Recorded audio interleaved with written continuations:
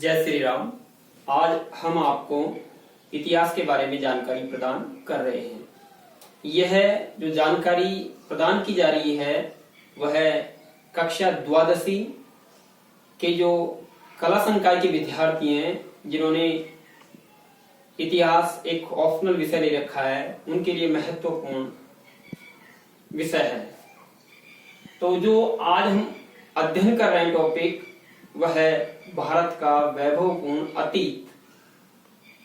अतीत से तात्पर्य है जो गुजर चुका। अतीत उसे कहते हैं जो गुजर चुका है, और जो गुजर चुका है वह इतिहास के अंतर्गत आता है।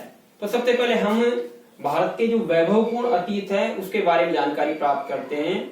और जो बताया गया जैसे कि अभी आपको कि अतीत से तात्पर्य है जो जा चुका है, तो इस पर हम चर्चा करते हैं। तो सबसे पहले अतीत की जानकारी के जो स्रोत होते हैं, यानी जो स्रोत काम में ले आते हैं कि अतीत को हम किस प्रकार से जान सकते हैं, जानकारी के जो जो साधन है, इतिहास से संबंधित जानकारी के जो जो साधन होते हैं उनको हम स्रोत बोलते हैं, या साक्ष्य बोल सकते हैं या प्रमाण बोल सकते हैं। तो उनके बारे में अपन अध्ययन करेंगे। तो इतिहास की जानकारी के मूल रूप से दो स्रोत यहाँ पर बताए गए हैं। पहला स्रोत है साहित्यिक स्रोत, इसी क्रम में दूसरा स्रोत है पुरातात्विक व पुरालेखीय स्रोत। तो ये दो महत्वपूर्ण स्रोत है, और इन दो महत्वपूर्ण स्रोतों के माध्यम से हम इतिहास के बारे में जानकारी प्राप्त कर सकते हैं। तो देखिए आप, सबसे पहले आता है साहित्यिक स्रोत। साहित्यिक स्रोत को भी अध्ययन की दृष्टि से हमने तीन भागों में यहाँ पर बांटा है। साहित्यिक स्रोत जो है उसको भी अध्ययन की दृष्टि से हमने तीन भागों में बांटा है। पहला आता है धार्मिक साहित्य, इसके बाद में दूसरा आता है धर्मेत्तर साहित्य, इसके बाद में तीसरा आता है वंशावलियां। तो ये जो तीन बिंदु हैं ये साहित्यिक स्रोत के अंतर्गत आते हैं। पहले देखिए ध्यान से, धार्मिक साहित्य, धर्मेत्तर साहित्य और वंशावलियां, ये तीन जो बिंदु हैं ये साहित्यिक स्रोत के अंतर्गत आते हैं, और इतिहास को जानने के लिए ये स्रोत महत्वपूर्ण है। तो धार्मिक स्रोतों के बारे में हम जानकारी प्राप्त कर सकते हैं। धार्मिक साहित्य क्या है? तो धार्मिक साहित्य वह है जो धर्म प्रधान है। तो इसमें भी हम धार्मिक साहित्य को भी हमने तीन भागों में यहाँ पर बांटा है: ब्राह्मण साहित्य, जैन साहित्य और बौद्ध साहित्य। तो ब्राह्मण साहित्य में जो हमारे प्राचीन जो ब्राह्मणों के द्वारा लिखे गए ग्रंथ हैं, जैसे वेद हैं, उपवेद हैं और अरण्य हैं, इस प्रकार से जो ग्रंथ हैं, या रामायण है या महाभारत है, इन ग्रंथों के माध्यम से हम धार्मिक साहित्य जो है ब्राह्मण साहित्य उसके बारे में हम जानकारी प्राप्त कर सकते हैं। इसी क्रम में जो जैन साहित्य है उसमें जो जैन धर्म के द्वारा लिखे गए हैं ग्रंथ, उनसे हम जानकारी प्राप्त कर सकते हैं कि जो जैन तीर्थंकरों के जीवनी के बारे में, उस समय के समाज के बारे में, उस समय के धार्मिक जीवन के बारे में हम जानकारी प्राप्त कर सकते हैं जो जैन साहित्य में आते हैं। इसी क्रम में जो बौद्ध साहित्य है, जैसे बौद्ध साहित्य में त्रिपिटक आते हैं, अभिधम्म पिटक है, सुत्त पिटक है, विनय पिटक है, इनके बारे में यानी बौद्ध जो धर्म है उसके बारे में हम जानकारी प्राप्त कर सकते हैं कि उनके नियम कैसे थे, उनके सिद्धांत कैसे थे, बौद्ध अनुयायियों की जो आचार विचार कैसे थे, उनकी सामाजिक व्यवस्था कैसी थी, उनकी धार्मिक व्यवस्था कैसी थी। तो ये चीज आपको समझ में आ गई होगी कि जो साहित्यिक स्रोत है, और साहित्यिक स्रोत में जो पहला जो बिंदु अपना है धार्मिक साहित्य, और धार्मिक साहित्य को भी हमने अध्ययन की दृष्टि से तीन भागों में बांटा है: ब्राह्मण साहित्य, जैन साहित्य और बौद्ध साहित्य। इसी क्रम में साहित्यिक स्रोत का दूसरा जो भाग आता है वह है धर्मेत्तर साहित्य।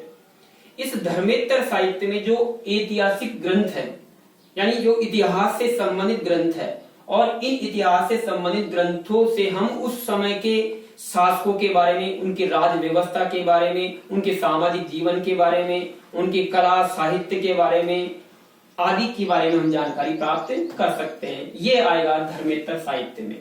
तो धर्मेत्तर साहित्य में जैसे अपन उदाहरण के तौर पर देख सकते हैं, सबसे महत्वपूर्ण है कल्हण के द्वारा लिखा गया राजतरंगिणी। और कल्हण के द्वारा जो लिखा गया राजतरंगिणी है उसमें हम कश्मीर जो कश्मीर के शासक हैं, कश्मीर के जो लोहार वंश के शासक हैं या उससे पूर्व के शासक रहे हैं, उनके बारे में संपूर्ण जानकारी हम प्राप्त कर सकते हैं। तो ये ऐतिहासिक ग्रंथ में आएगा। इसी क्रम में जैसे ऐतिहासिक ग्रंथ में दूसरा है अर्थशास्त्र।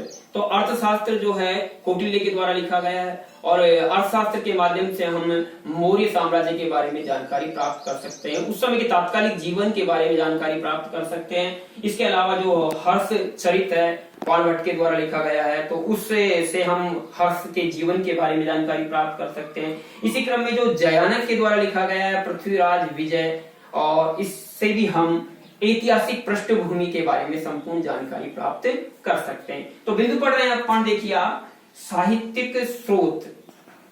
इतिहास को जानकारी का महत्वपूर्ण है स्रोत साहित्यिक स्रोत, और साहित्यिक स्रोत को हमने 3 भागों में बांटा है। पहला धार्मिक साहित्य, दूसरा धर्मेतर साहित्य, तीसरा वंशावलियां। हमने 2 बिंदु पढ़ लिए हैं साहित्य स्रोत के अंतर्गत। पहला बिंदु है धार्मिक साहित्य, दूसरा बिंदु पढ़ रहे हैं अपन धर्मेतर साहित्य। तो धार्मिक साहित्य में ब्राह्मण साहित्य आते हैं, जैन साहित्य आते हैं और बौद्ध साहित्य आते हैं। धर्मेतर साहित्य में ऐतिहासिक ग्रंथ आते हैं, और ऐतिहासिक ग्रंथों में जैसे अपन ने उदाहरण देके पढ़े हैं राज तरंगिणी, अर्थशास्त्र, हर्षचरित, पृथ्वीराज विजय, ये धर्मेतर साहित्य के अंतर्गत आते हैं। इसी क्रम में जो तीसरा भाग है साहित्यिक स्रोत का, और इससे हम इतिहास के बारे में जानकारी प्राप्त कर सकते हैं, तो वह तीसरा भाग है वंशावलियां। वंशावलियां जो है, और वंशावलियां दर्शाती है जो मानव समाज है, सामान्य समाज है, उस समाज के बारे में, जो उस समय के जो समाज है, समाज की जो तत्कालिक जो जीवन है, उनके वंशजों के बारे में हम जानकारियां प्राप्त कर सकते हैं। अभी भारत सरकार के द्वारा इसको अधिनियम में भी लागू किया गया है। तो वंशावलियों के माध्यम से हम जो समाज का जो साधारण पुरुष है, साधारण जीवन है, उनके जीवन के बारे में भी हम जानकारी प्राप्त कर सकते हैं।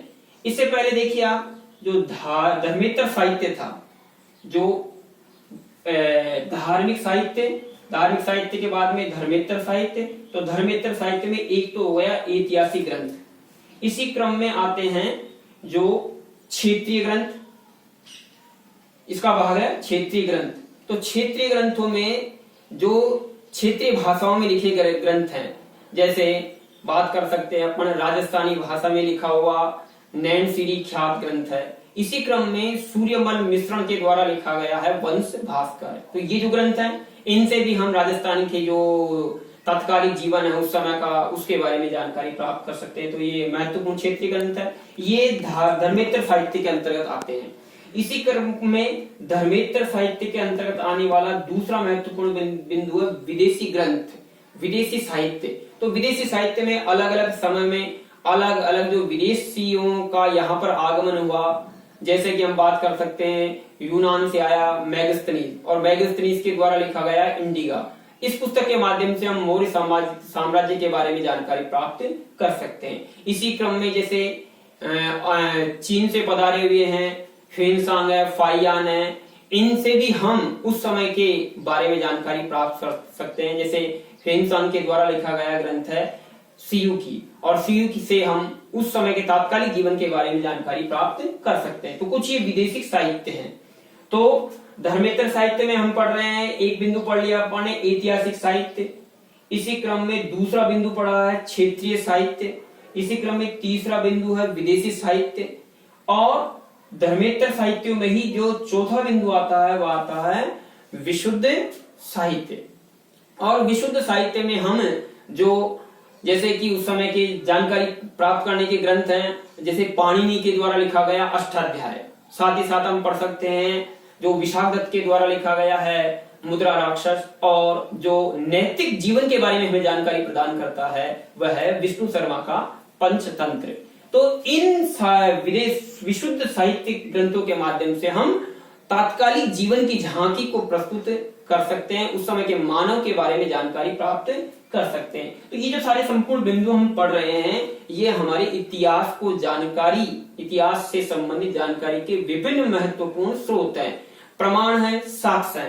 तो एक बिंदु अपन पढ़ लिया अपने साहित्यिक स्रोत, एक बार वापस आपको रिपीटेशन करवा देते हैं। साहित्यिक स्रोत बिंदु नंबर 1 है, ये इतिहास की जानकारी के 2 महत्वपूर्ण स्रोत हैं, साहित्यिक स्रोत और दूसरा है पुरातात्विक पुरालेखीय स्रोत। तो साहित्यिक स्रोतों में 3 भाग किए गए हैं, धार्मिक साहित्य, धर्मेतर साहित्य और वंशावलियां।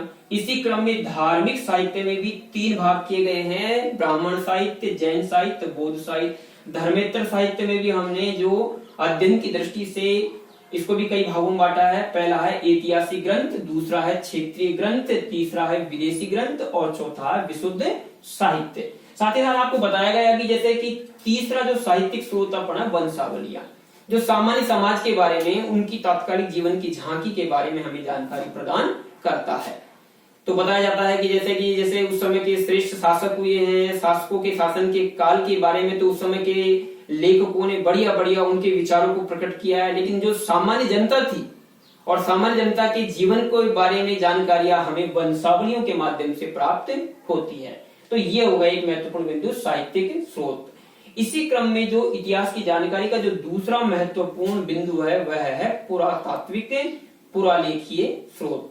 इसके माध्यम से भी हम इतिहास के बारे में संपूर्ण जानकारी प्राप्त कर सकते हैं, उस समय के मानव के बारे में जानकारी प्राप्त कर सकते हैं। तो पुरातात्विक में आएंगे पुरानी जो वस्तुएं खुदाई के दौरान जो मिलती हैं, जैसे मिट्टी के बर्तन हैं, सिक्के हैं, मुद्राएं हैं और मूर्तियां हैं, ऐसी जो कलात्मक सामग्रियां प्राप्त होती है, उनसे हम उस समय के समाज के बारे में जानकारी प्राप्त कर सकते हैं। साथ ही उस समय के जो अभिलेख प्राप्त हुए हैं, जैसे प्रयाग परिस्थिति है, जूनागढ़ का अभिलेख है, इसके अलावा राज परिस्थिति है, इनसे भी हम उस समय के जीवन के बारे में जानकारियां प्राप्त कर सकते हैं। तो ये आज आपको महत्वपूर्ण बिंदु बताया है कक्षा 12वीं। तो इसके लिए देखिए भारत के एक वैभवपूर्ण इतिहास, भारत का वैभवपूर्ण इतिहास इतना स्वर्णिम युग था। भारत को प्राचीन काल में सोने की चिड़िया कहा जाता था और भारत धार्मिक दृष्टि से विश्व गुरु था, जैसा कि बताया गया है। तो उसको जानने के लिए हमें इन साहित्य को, इन धार्मिक ग्रंथों को, इन सबको पढ़ने की आवश्यकता है और इस प्रकार से हम भारतीय इतिहास को जान सकते हैं। धन्यवाद।